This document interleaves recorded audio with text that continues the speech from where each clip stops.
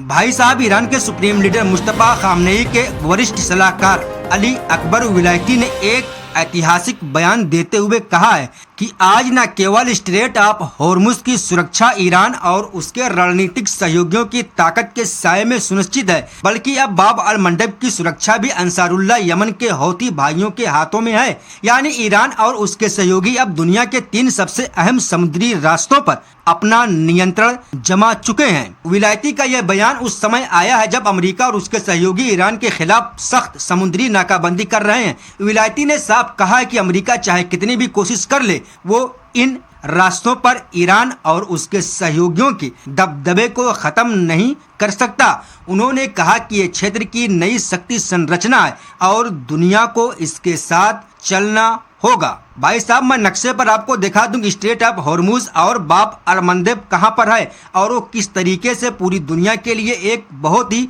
अहम समुद्री रास्ता है। आप ये स्क्रीन पर नक्शा देख रहे हैं, यहाँ पर देखिए जो ये वाला ये स्ट्रेट ऑफ हॉर्मुज है। ये जो आप देख रहे हैं ये स्ट्रेट ऑफ हॉर्मुज है। यहाँ पर ईरान का पूरा नियंत्रण है और अभी जो अमेरिका ने अपनी नाकेबंदी लगाई है वो यहाँ पर जो अभी देख रहे हैं अरबियन सी, यहाँ पर उसकी नाकाबंदी लगी है और ये फारस की खाड़ी है यानी पर्शियन ऑफ गल्फ है। यहाँ से लेकर यहाँ तक ईरान की सीमा लगती है और इसके बाद ही अमेरिका की जो नौसेना यहाँ पर मौजूद है। यहाँ से रास्ते को ब्लॉक किया गया ओमान की खाड़ी और अरबियन सी के पास। और दूसरी तरफ भाई साहब जो बाब अल मंडब वो यहाँ पर है, ये अरबियन सी है और ये रेड सी है। अरबियन सी और रेड सी को जोड़ने के लिए ये बाब अल मंडब यहाँ पर मौजूद है। जो आप ये देख रहे हैं यहाँ पर बाब अल मंडब है और यहाँ पर यमन है। ये जो है हिस्सा ये यमन का है। ये बाब अल मंडब पर जो है यमन पूरी तरीके से अपना नियंत्रण रखती है। आपने पिछली बार 2023 में देखा होगा कि हूथियों ने यहाँ पर कई शिप को आग लगाई थी। और ये जो रेड सी है ये रेड सी जो है यहाँ पर सुएज नहर है।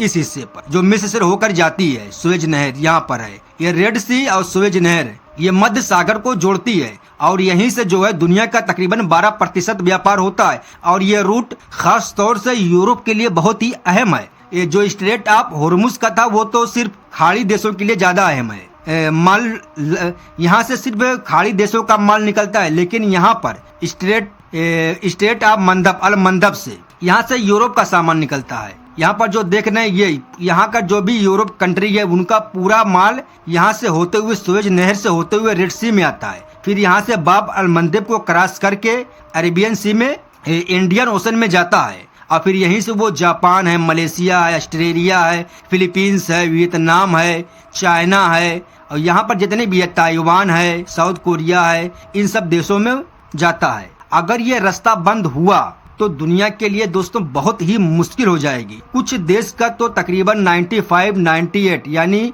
90% से ज्यादा सामान जो है ये इंटरनेशनल जो सामान आता जाता है वो ठप हो जाएगा। और जो यूरोपीय कंट्री है वो अपना सामान ये अफ्रीका से होते हुए यानी इस वाले रास्ते से यहाँ से होते हुए फिर लेकर आएंगे। यानी अगर ऐसा होता है तो जो सामान एक दिन में पहुँचता था उसको पहुंचने में तकरीबन 10 से 15 दिन लग जाएंगे और उसकी कॉस्ट में भी बहुत अधिक इजाफा होगा। और दोस्तों एक बात मैं आपको बता देता हूं, अगर ये लड़ाई और ज्यादा बढ़ती है यानी अगर ये वर्ल्ड वार में तब्दील होती है तो फिर बहुत मुश्किल हो जाएगी। तो फिर ये जो रास्ता है अफ्रीका वाला ये भी बंद हो जाएगा, क्योंकि हम सभी को मालूम है अफ्रीका जो है ब्रिक्स कंट्री का सदस्य है। 5 ये ब्रिक्स में जो 5 सदस्य हैं चाइना, रसिया, इंडिया, ब्राजील और अफ्रीका जो ब्रिक्स का एक अहम सदस्य यानी संस्थापक सदस्य में से एक है। और अगर ये वर्ल्ड वार होती है तो फिर साउथ अफ्रीका यहाँ से इस रास्ते को भी ब्लॉक कर देगा और अगर ये रास्ता भी ब्लॉक हुआ तो पूरी दुनिया का माल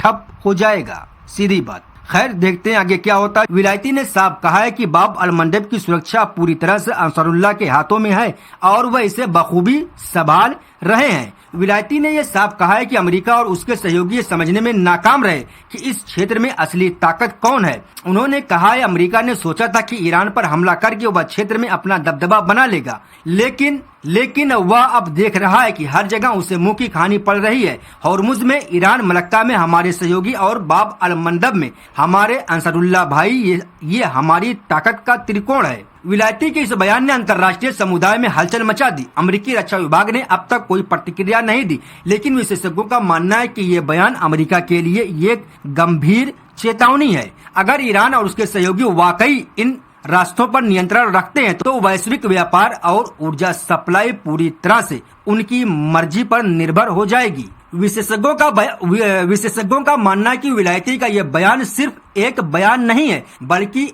एक नई भू राजनीतिक वास्तविकता का इजहार है। अमेरिका का एकाधिकार अब खत्म हो चुका है और दुनिया में नई ताकतें उभर रही हैं। ईरान और उसके सहयोगी अब इस क्षेत्र के असली मालिक हैं। अमेरिका को इस वास्तविकता को स्वीकार करना होगा और उसी के अनुसार अपनी नीतियां बनानी होंगी।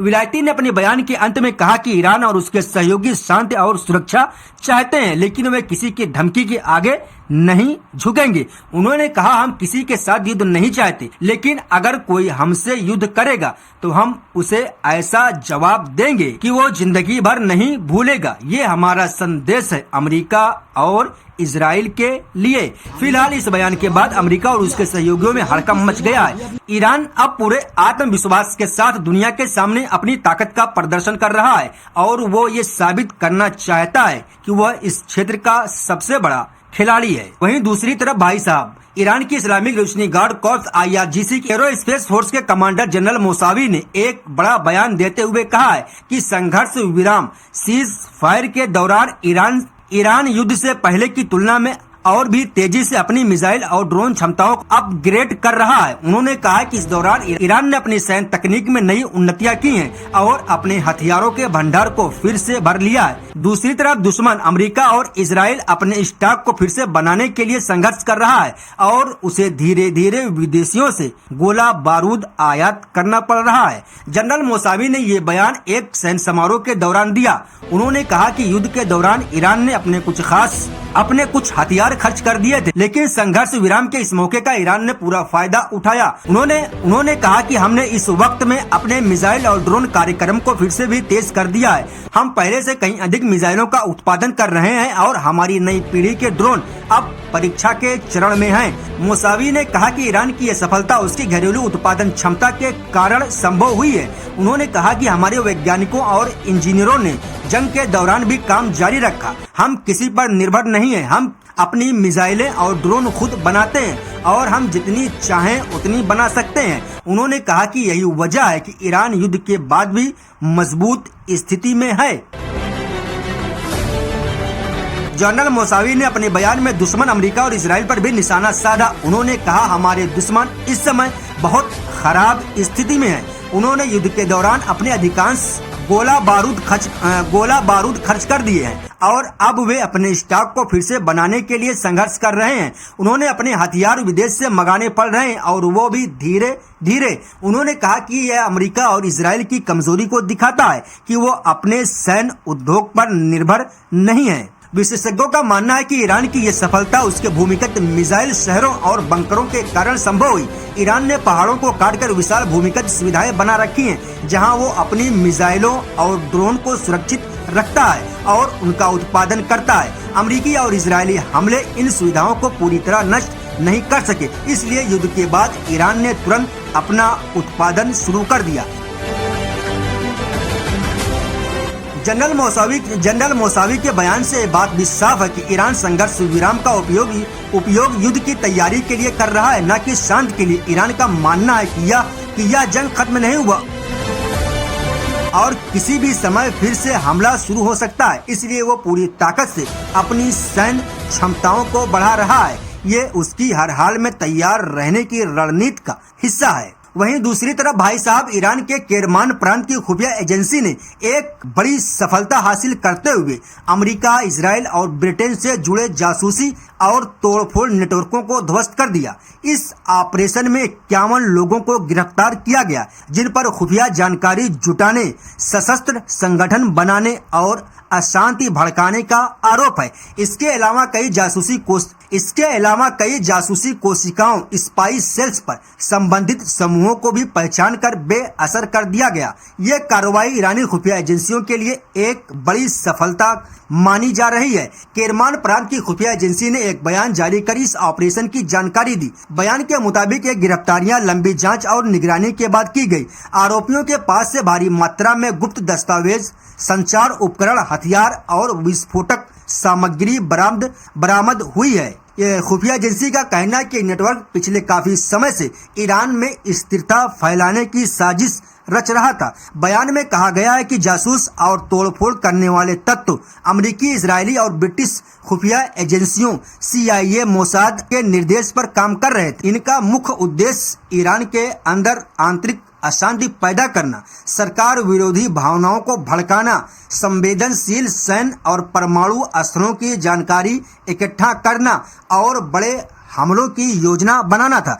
खुफिया एजेंसी ने कहा है कि इनकी समय रहते पहचान करके एक बड़ा खतरा टाल दिया गया। भाई साहब, केरमान प्रांत का ईरान के लिए विशेष महत्व है। ये वही प्रांत है जहां 2020 में जनरल कासिम सुलेमानी को अमेरिकी ड्रोन हमले में शहीद किया गया था। तब से ये प्रांत अमेरिकी और इजरायली खुफिया एजेंसियों के लिए एक संवेदनशील लक्ष्य रहा है। इसके अलावा केरमान में कई महत्वपूर्ण सैन्य और परमाणु स्थल भी स्थित हैं।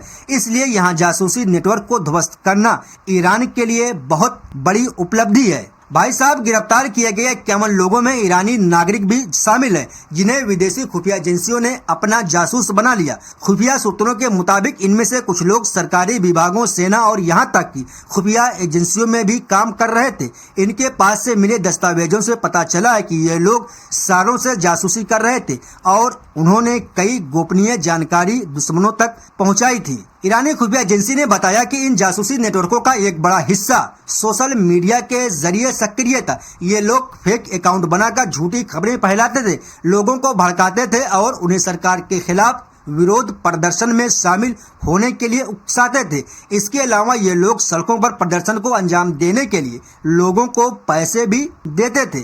खुफिया एजेंसी ने यह भी बताया कि इन नेटवर्कों ने केरमान के अलावा ईरान के दूसरे प्रांतों में भी अपने सेल बना रखे थे। इन सेलों में युवा लड़के और लड़कियों को भर्ती किया जाता था और उन्हें प्रशिक्षण देकर तोड़ फोड़ की गतिविधियों में इस्तेमाल किया जाता था। इन युवाओं को विदेशी खुफिया एजेंसियों के एजेंटों से ऑनलाइन संपर्क कराया जाता और उन्हें हथियारों और विस्फोटकों का इस्तेमाल करना सिखाया जाता। ईरान के सुप्रीम लीडर के वरिष्ठ सलाहकार ने इस ऑपरेशन की सराहना करते हुए कहा कि ईरान की खुफिया एजेंसी दुश्मनों की हर चाल को भांप रही है और उन्हें नाकाम कर रही है। उन्होंने कहा कि दुश्मन चाहे कितनी भी कोशिश कर ले, वो इस देश को अस्थिर नहीं कर सकते। हमारे जवान जागरूक हैं और हर घुसपैठियों को पकड़ लेंगे। इस ऑपरेशन के बाद ईरानी मीडिया में खुशी का माहौल है। अखबारों और टीवी चैनलों ने इसे बड़ी सफलता को पहले पन्ने पर जगह दी। सोशल मीडिया पर भी ईरानी लोग इस ऑपरेशन की तारीफ कर रहे हैं